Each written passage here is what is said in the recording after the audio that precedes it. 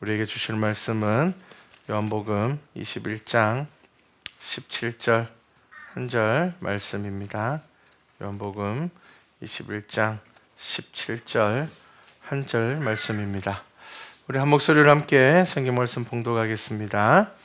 세 번째 이르시되 요한의 아들 시몬아 내가 나를 사랑하느냐 하시니 주께서 세 번째 내가 나를 사랑하느냐 하심으로 베드로가 근심하여 이르되 주님 모든 것을 아시오매 내가 주님을 사랑하는 줄을 주님께서 아시나이다. 예수께서 이르시되 내 양을 먹이라. 아멘. 네, 지난 한 주간 캄보디아에서 비전 트립을 잘 보내고 왔습니다.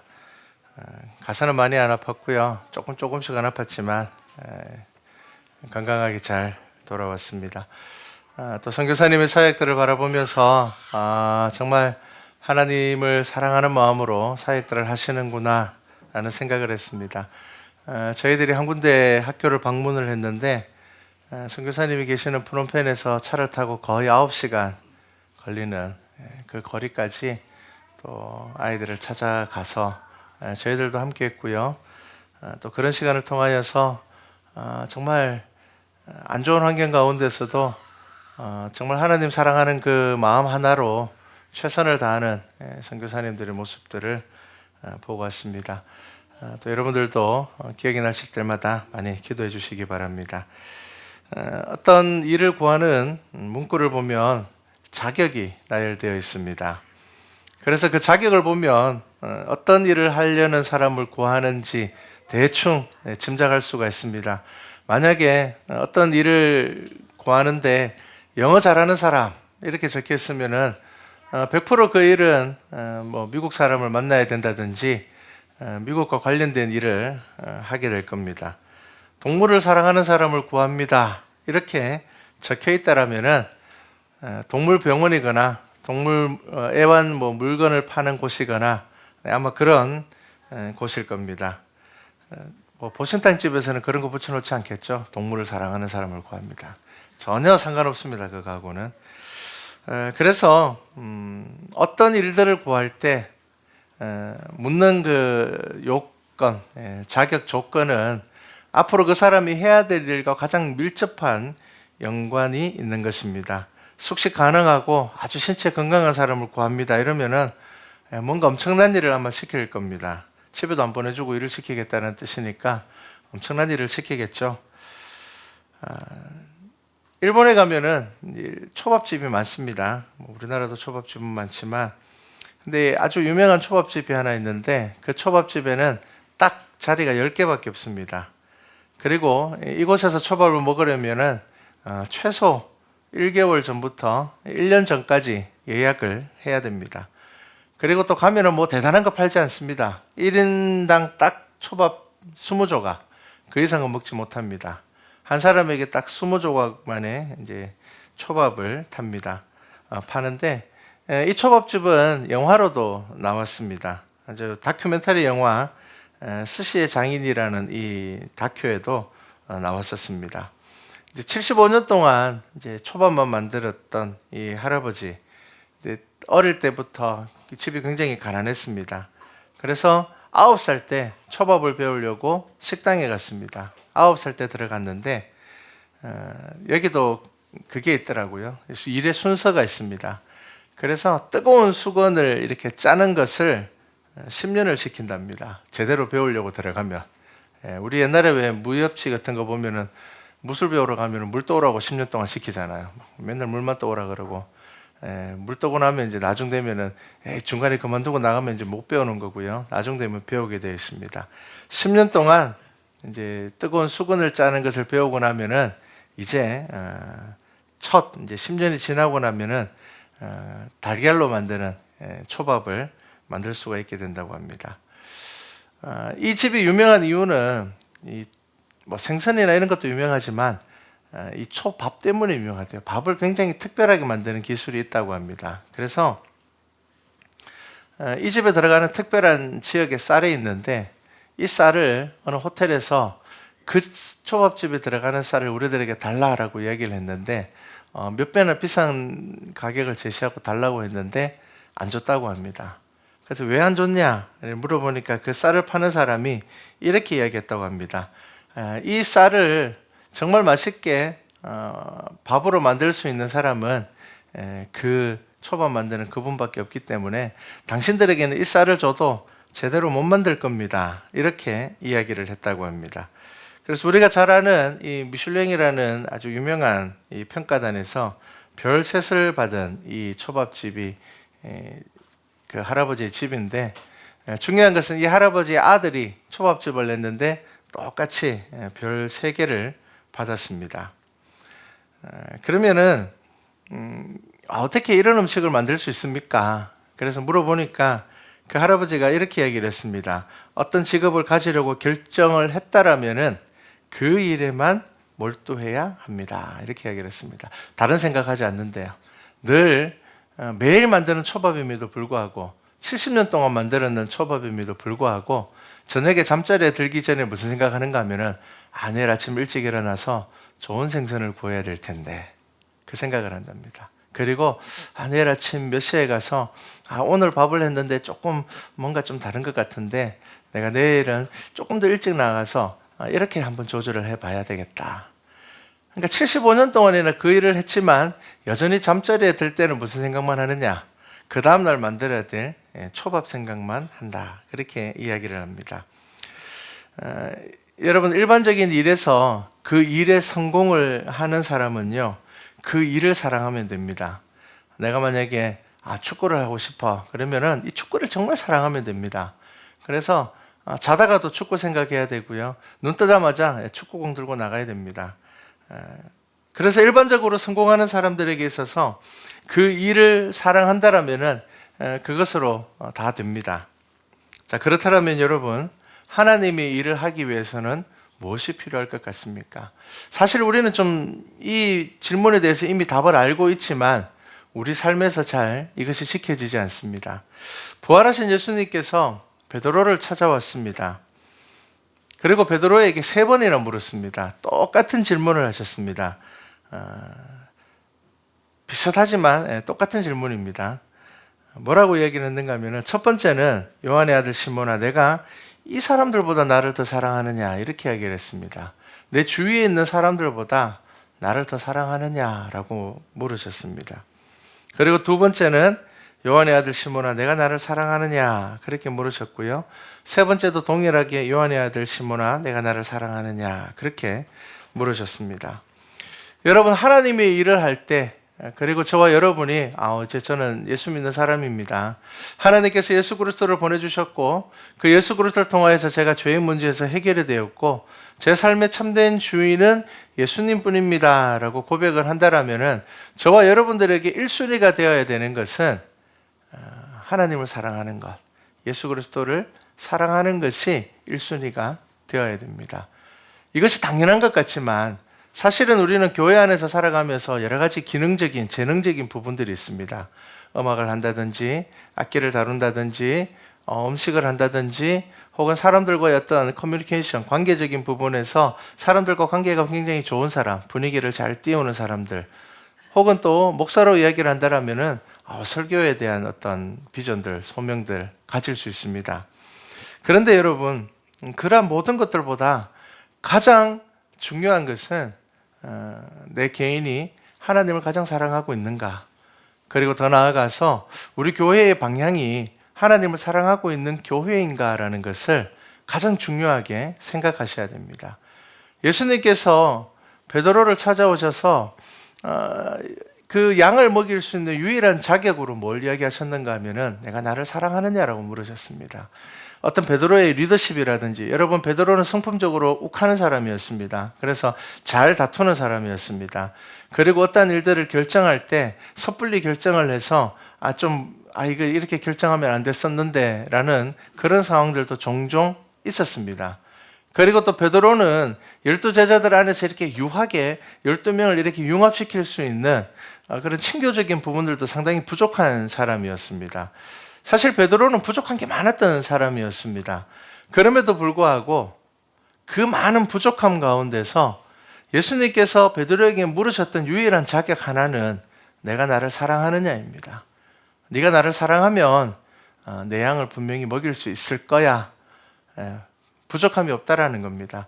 네가 비록 어떠한 일들을 하다가 좀 실수도 하고 내가 어떠한 일을 하다가 잘못 판단하기도 하고 때로는 좀 욱한 성격이 있어서 잘못 결정 내리기도 하고 그럴 수 있을지 모르겠지만 하지만 예수님의 일을 끝까지 감당할 수 있는 유일한 자격은 뭐냐 하면은 하나님을 사랑하느냐입니다. 네가 끝까지 하나님을 사랑할 수 있겠느냐? 내가 나를 사랑할 수 있겠느냐? 이 사랑의 문제가 믿음의 문제라는 것을 아셔야 됩니다. 여러분 정상적으로 교회를 세우고 또 목회를 할 때 우리는 사람들에게 뭘 물어봅니까? 저 사람이 학벌이 좋은가? 혹은 저 사람이 설교를 잘 하는가? 목회자를 청빙할 때도 저 사람이 재능이 어떠한 것이 있는가? 저 사람이 신체적인 결함은 없는가? 우리는 그러한 것들을 많이 봅니다. 그리고 그것이 중요하지 않다라는 것 아닙니다. 그런데 여러분 가장 중요한 것은 저 사람이 정말 하나님을 사랑하느냐의 문제입니다. 저분이 정말 하나님을 사랑하고 있는가? 여러분 사랑이라는 것은 어떤 의미를 가지고 있습니까? 모든 것을 다 양보할 수 있고 포기할 수 있는 것이 사랑입니다. 그래서 고린도전서 13장의 말씀을 보면요, 이 사랑이라는 것에 대한 특징을 이야기할 때 뭡니까? 인내할 수 있고 참을 수 있고 품을 수 있고 용서할 수 있고 그 모든 것들을 다 포함하고 있는 것들이 바로 사랑이라는 것을 이야기하고 있습니다. 결론적으로 사랑이라는 것은 순교와 연결이 됩니다.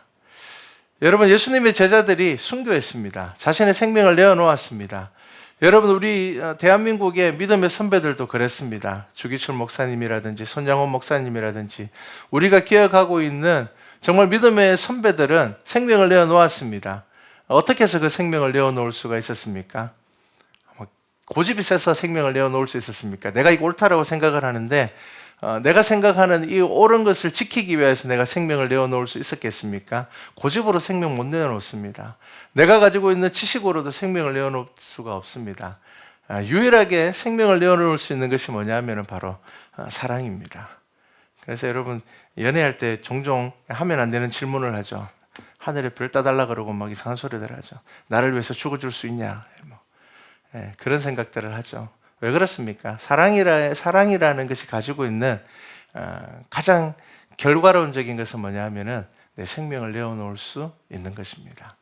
지금 예수님께서는 베드로에게 그것을 물고 계신 거예요. 너 나 사랑하냐? 내 주위에 있는 사람들보다 나를 더 사랑하느냐? 똑같은 질문을 3번이나 하셨습니다. 그것이 유일한 자격이고 저와 여러분이 가져야 되는 유일한 마음입니다. 여러분 생각해 보셔야 됩니다.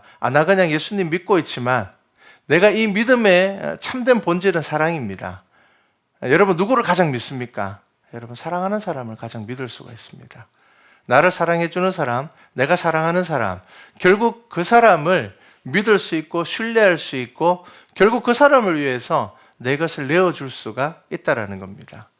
여러분 사랑이라는 것이 바로 그런 것입니다.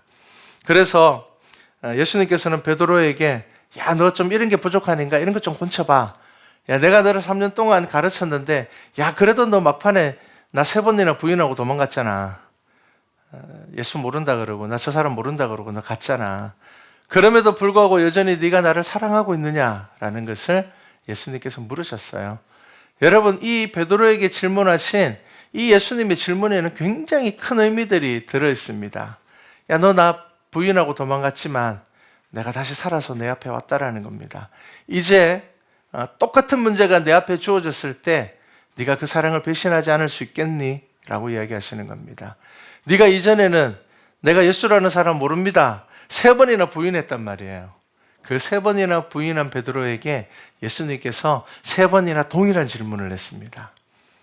베드로는 이미 3번이나 동일한 질문 가운데서 예수님을 부인했습니다. 당신 저 사람 알잖아. 당신 저 사람 따라다니는 사람이었는데 야, 내가 분명히 봤는데 당신 저 예수님을 따라다니는 사람이었어 라고 이야기를 하는 그 동일한 3번의 질문에 베드로는 이미 아니라고 이야기를 했습니다. 그리고 자신은 그것 때문에 애통하고 통곡했습니다. 그랬던 베드로에게 예수님께서 다시 오셔서 그 사랑을 회복시켜 주셨다라는 겁니다. 여러분, 우리는 사람들에게 많은 것들을 바랍니다. 저 사람 좀 사람 관리를 잘할 수 있는 사람일까? 좀 이끌어갈 수 있는 리더십이 있는 사람일까? 우리는 여러 가지를 사람들에게 요구하지만 하나님께서는 저와 여러분들에게 딱 한 가지를 요구하십니다. 너 나를 사랑하느냐? 이 세상의 모든 것들보다 나를 더 사랑할 수 있느냐? 네가 가지고 있는 그 재능보다 혹은 네 주위에 있는 사람들보다 내 손에 있는 어떤 물질적인 것보다 내가 가지고 있는 명예나 권력보다 네가 나 더 사랑할 수 있느냐? 이것이 유일하게 우리가 하나님 앞에 나아갈 수 있는 자격이 된다라는 것입니다. 세 번이나 물어보셨습니다. 그 외에 다른 것이 없다라는 것입니다. 여러분, 하나님을 사랑하게 될 때에 여러분들이 가지고 있는 그 모든 것들 버리고 포기하라는 이야기가 아닙니다. 여러분, 그것의 가치와 의미가 달라진다라는 겁니다. 어느 마을에 정원사가 있었습니다. 정원사는 이제 나무를 이렇게 치는 사람이죠. 그런데 어느 마을에 정원을 이제 관리하기 위해서 갔습니다. 갔는데 우연히 그가 정원을 정리하다가 그 집에 딸을 보았습니다. 첫눈에 반하게 되었습니다. 그런데 그 딸이 정원을 거니는 것을 너무 좋아했습니다. 자, 정원을 가꾸는 것이 이제 그에게는 일이 된 것이 아니라 사랑이 되었습니다. 방향이 바뀌었습니다. 처음에는 그냥 정원 가꾸는 건 돈 받기 위해서 하는 일이에요. 그런데 내가 사랑하는 누군가가 이 정원을 거니는 것을 너무 좋아한다는 것을 발견하고 난 뒤부터는 이 정원을 가꾸는 것은 그냥 단순히 돈을 받고 하는 일이 아니라 이것은 사랑과 연관이 된다는 겁니다. 여러분, 우리가 어떠한 일들을 할 때 내가 하는 직업, 이거 직업이야 라고 생각하고 단순히 그것이 돈을 버는 일이 될 수 있지만 하나님께서 여러분들을 사랑하셨고 하나님께서 여러분들을 통하여서 영광 받기를 원하시고 여러분들은 하나님의 자녀가 되었고 그리고 여러분들의 삶을 하나님께서 기뻐 받으시기를 원하신다라면은 저와 여러분이 하는 모든 일들이 다 하나님의 사랑 안에서 이루어질 수 있다라는 것을 아셔야 됩니다.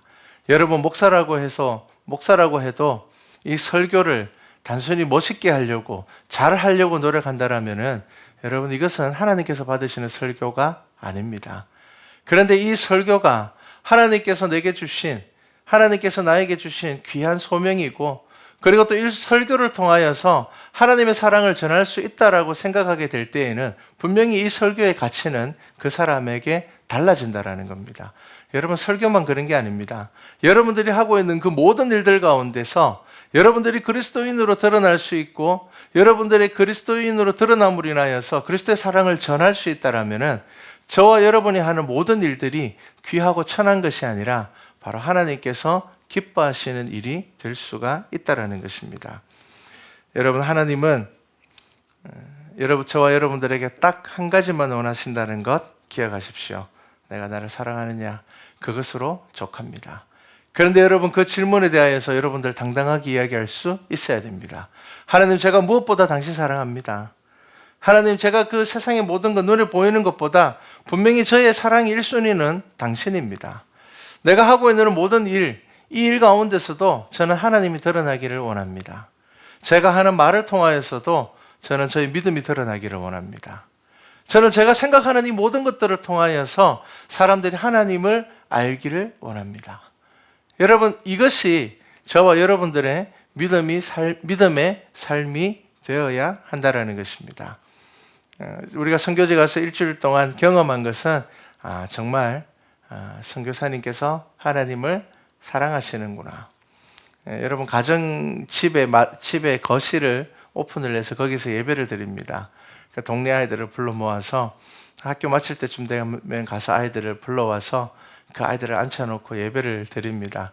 그래서 선교사님이 그렇게 이야기하더라고요. 집에 물건이 좀 자주 없어져서 좀 걱정이다. 아이들이 집에 들어오니까 물건이 없어지겠죠, 조금씩. 아이들이 가져갈 수 있는 물건들이 있으니까요. 그렇지만 그 물건이 없어지는 것보다 더 소중한 게 무엇이기 때문에 계속 거기서 예배를 드립니까? 그 아이들에게 복음을 전하는 게 중요하기 때문에. 어떻게 계속 거기서 예배를 드릴 수 있을까요? 하나님을 사랑하기 때문입니다. 하나님께서 이 아이들이 이곳에 와서 예배드리는 것을 원하시기 때문에 내가 좀 불편하고 좀 물건이 없어지고 이런 것들이 좀 신경 쓰이긴 하지만 그럼에도 불구하고 이곳을 오픈하여서 그곳에서 예배를 드리는 겁니다. 언젠가는 그 아이들이 정말 하나님을 제대로 만나고 하나님의 사랑받는 자녀가 되어서 10년, 20년이 지났을 때는 그 아이들이 믿음의 아이들로 자라날 수 있는 것을 기대하면서 그곳에서 예배를 드리는 겁니다. 무엇 때문입니까? 하나님을 사랑하기 때문에 그 아이들을 사랑할 수 있게 되는 겁니다. 네. 예수님께서 10가지 계명을 2개로 줄였습니다. 뭡니까? 하나님을 사랑하고 네 이웃을 내 몸과 같이 사랑하라, 그렇게 이야기를 하셨습니다. 여러분, 이 말뜻은 뭐냐면요, 하나님을 사랑하면 사람은 자기를 진짜 사랑할 수 있게 됩니다. 여러분, 자기 자신을 진짜 사랑하게 된다는 것은 내가 어디에서부터 왔고 나의 존재가 어떤 존재이고 내 가치가 어느 정도인가를 알 때에 나를 진짜 사랑하게 됩니다. 내 가치를 모르면은 나를 진짜 사랑하지 못하게 됩니다. 나는 별거 아닌 것 같아. 다른 사람의 인생에 비하면 내 인생 별거 아닌 것 같아. 다른 사람은 저렇게 잘 되는데 나는 왜 이렇게 될까? 내 자신을 제대로 바라보지 못하면요, 우리는 자기 자신을 진짜 사랑할 수 없게 됩니다. 하나님을 사랑하게 되고 하나님을 경험하게 되면요, 그 다음에 일어나는 것은 뭐냐면은 나를 정말 사랑하게 됩니다. 하나님께서 나를 만드셨어. 하나님께서 나를 아주 특별하게 만드셨고 세상에서 나하고 똑같은 사람 하나 없이 나는 정말 특별한 사람이야. 그러면 분명히 하나님께서 내게 주신 무엇인가가 내 속에 있을 거야. 다른 사람과 다른 아주 귀한 가치가 내 속에 있을 거야. 그러면 나를 사랑하게 됩니다. 그러면은 나를 사랑하는 그 마음은 결국 어디로 흘러가게 되는가 하면요, 이웃을 사랑하게 됩니다. 왜 그렇습니까? 저 사람도 하나님께서 만드셨으니까. 여러분, 하나님을 사랑하셔야지 나를 사랑하게 되고 이웃을 사랑하게 됩니다. 자, 말씀을 마치겠습니다. 여러분, 하나님께서는 여러분들이 하나님을 사랑하는 그 하나만을 보기를 원하십니다. 여러분들이 많이 배웠던, 적게 배웠든지, 여러분들이 건강하든지 그렇지 않든지, 여러분들이 대단한 일을 할 수 있든지 그렇지 못하든지, 하나님께서 여러분들에게 받기를 원하시는 것은 여러분들이 하나님을 사랑하고, 그리고 그 사랑 안에서 여러분들의 가치를 깨달아 알고, 그러므로 인하여서 하나님의 사랑이 여러분들을 통하여서 이웃들에게 흘러가기를 원하시는 것이 바로 성경의 이야기입니다. 여러분, 교회는 어떻게 성장하는 줄 아십니까? 하나님을 사랑할 때 성장하게 됩니다. 교회는 하나님을 사랑할 때에 우리 안에서 그 사랑이 넘쳐나게 된다는 것입니다. 우리 말씀과 찬양교회가 이러한 사랑으로 넘쳐나 성장하기를 주님의 이름으로 축복합니다.